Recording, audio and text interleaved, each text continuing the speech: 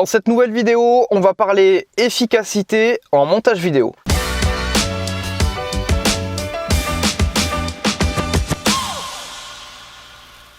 Quatre fois par semaine, je te file des petits conseils en montage vidéo et en vidéo de manière générale sur cette chaîne YouTube de ma bagnole.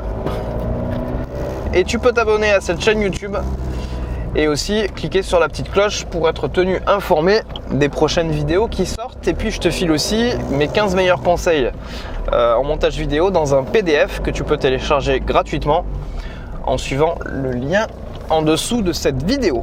Alors aujourd'hui, je voulais te parler d'efficacité parce qu'en fait, je me suis aperçu que ce qui fait la différence entre un monteur qui met 8 jours à faire une vidéo quand on pourrait faire en 5, c'est pas qu'il y a un monteur qui se dope à mort pour aller plus vite et que l'autre il se la coule douce devant son écran.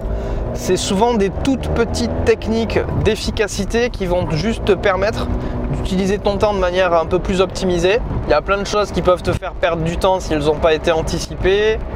Il y a même des choses dans ton organisation personnelle de dossiers, de sous-dossiers ou de plein de choses qui peuvent aussi te faire perdre quelques petites secondes, mais vu que c'est des trucs que tu vas faire pendant toute ta première journée de montage, ton dérush, etc., tu vas le faire peut-être des centaines de fois pendant un jour ou deux. Mine de rien, 2 secondes multipliées par des centaines de fois, à la fin, ça peut rapidement faire 1 heure ou plus de perdu bêtement, quoi.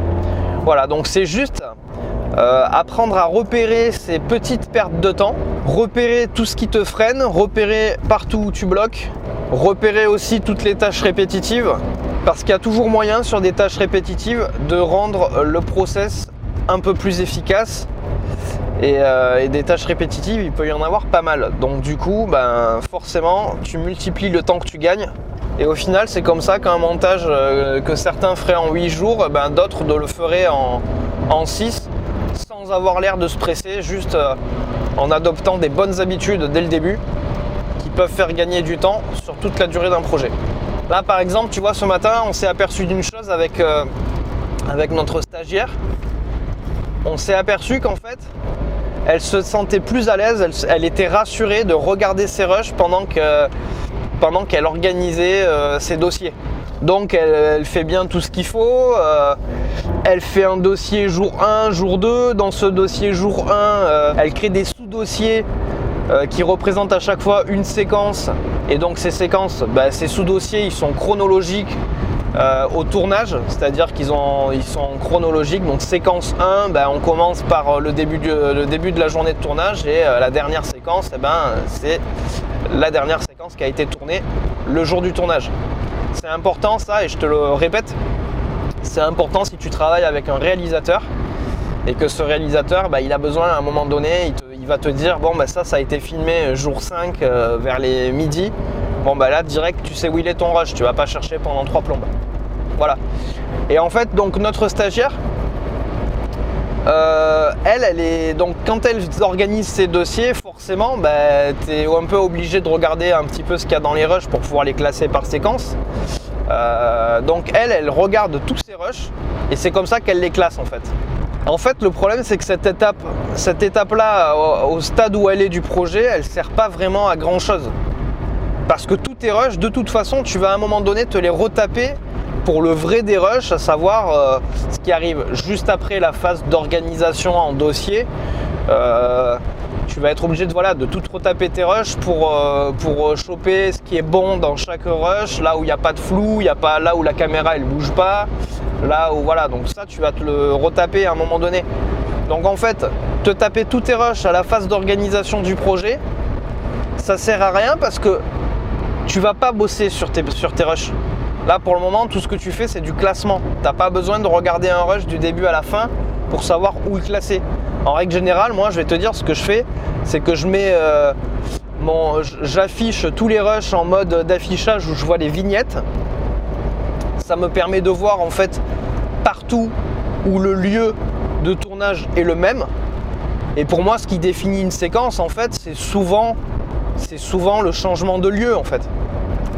Donc du coup, tu changes de lieu, tu changes de séquence. Tu peux être encore plus précis si par exemple il y a plusieurs choses qui se font dans le même lieu mais c'est à plusieurs moments différents, ou alors il y a plusieurs actions différentes. Effectivement, tu peux encore créer d'autres séquences à partir de ça. Mais c'est vrai que ce qui est le plus visible quand tu regardes uniquement tes rushs en mode vignette, c'est les changements de lieu. Donc moi, c'est souvent ce qui définit un changement de séquence. Voilà. Et j'ai pas besoin de regarder du coup chaque rush du début à la fin pour comprendre que ça se passe dans le même lieu. Donc souvent, je vois il y a 5-6 rushs qui ont l'air de se passer au même endroit. Clac, je fous ça dans une séquence et je passe à la suite, et ainsi de suite. Et finalement, mon organisation, elle se fait très rapidement parce que j'ai pas besoin de regarder les rushs, j'ai surtout besoin de savoir juste où ils ont été tournés, si c'est dans le même lieu à chaque fois ou pas. Et notre stagiaire, elle fait autre chose, c'est qu'elle, elle regarde chaque rush un par un avant de les classer dans ses dossiers. Le problème de ça, c'est que ce travail de regarder le rush, déjà tu vas l'oublier très rapidement, tu vas oublier très rapidement tous les rushs que tu viens de te taper, donc ça veut dire que ça sert à rien. Si t'as pas bossé sur tes rushs, t'as pas besoin vraiment de les voir, à part pour avoir une vue d'ensemble de ce qui se passe pendant le tournage. Mais encore une fois, cette vue d'ensemble, tu peux la voir juste en survolant les rushs et en regardant vite fait ce qui s'est passé à l'intérieur. Mais tu n'es pas obligé de, à cette étape-là du projet qui est de l'organisation des dossiers, tu n'es pas obligé de te taper les rushs. Donc ça veut dire qu'en fait, elle se tape 2 fois déjà, avant même le montage, elle se tape 2 fois le visionnage des rushs. Pour peu que tu aies 2 ou 3 heures de rush, d'illustration, d'interview, etc., tu as déjà perdu 3 heures, quoi. Tu vois, et c'est vraiment du temps perdu parce que du coup tu vas même plus t'en rappeler, tu vas plus te rappeler de ce qui se passe dans les rushs. Moi, le visionnage des rushs, je le fais au moment du dérush, donc au moment où c'est utile, c'est-à-dire au moment où je vais travailler, où je vais vraiment commencer à travailler sur les rushs. Là, je regarde un rush une fois, je prends ce qui m'intéresse. Bon, déjà j'ai fait un taf et j'aurai pas besoin de revenir sur le fichier source. Je vais aller directement sur ce que j'ai sélectionné du plan et ce qui est utile dans le plan. Voilà. Si tu t'amuses à te taper à chaque fois les fichiers sources parce que tu as mal fait ton dérush et que du coup tu reviens à chaque fois à la source, c'est-à-dire tu te retapes un plan où la moitié du plan est pourri et tu pourras rien en faire, à chaque fois tu te retapes quelques secondes qui te servent à rien. Et quelques secondes plus quelques secondes plus quelques secondes, à la fin de la journée, tu as perdu une demi-heure, 1 heure, juste parce que tu t'es mal organisé, quoi. Moi, ce que je te conseille, c'est vraiment d'analyser un petit peu comment tu bosses et de repérer ces trucs qui effectivement servent à rien du tout et sont juste uniquement du temps perdu. Je te donne un autre exemple. Les vidéos que je filme dans ma voiture, elles durent que 8 minutes et pourtant, au tout début, et pourtant c'est des trucs que je fais en documentaire que j'optimise à mort parce qu'un documentaire c'est quand même beaucoup d'organisation. Pour ces vidéos là, c'est vrai qu'au début j'ai pris des sales habitudes, c'est de laisser traîner des trucs à droite à gauche, donc des coupes mal faites ou des après je t'avoue que je suis pas à un niveau d'exigence élevé pour ces vidéos YouTube, mais malgré ça, je mettais quand même 3/4 d'heure à monter une vidéo de 8 minutes, ce qui est quand même énorme. Et juste parce qu'à chaque fois, je laissais traîner des erreurs et je me disais, je le corrigerai à un autre visionnage. Mais mine de rien, sur une vidéo de 8 minutes, tu la revisionnes, tu as déjà perdu 8 minutes de plus, quoi. Donc, en fait, le moment où j'ai gagné du temps, c'est le moment où je me suis dit, je laisse traîner aucune erreur dès le premier visionnage. Je cut, je refais propre mon truc. Et je continue pas tant que j'ai pas réglé le problème pour de vrai.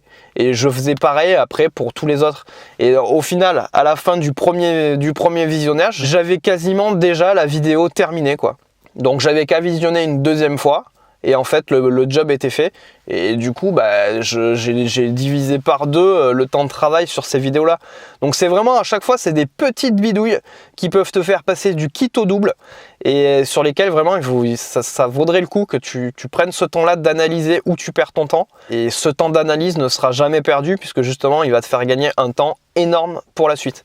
Donc moi, je t'encourage vraiment à faire ce petit travail-là suivant les vidéos que tu as l'habitude de monter et même pour des vidéos YouTube. Voilà, je te dis à bientôt pour une prochaine vidéo.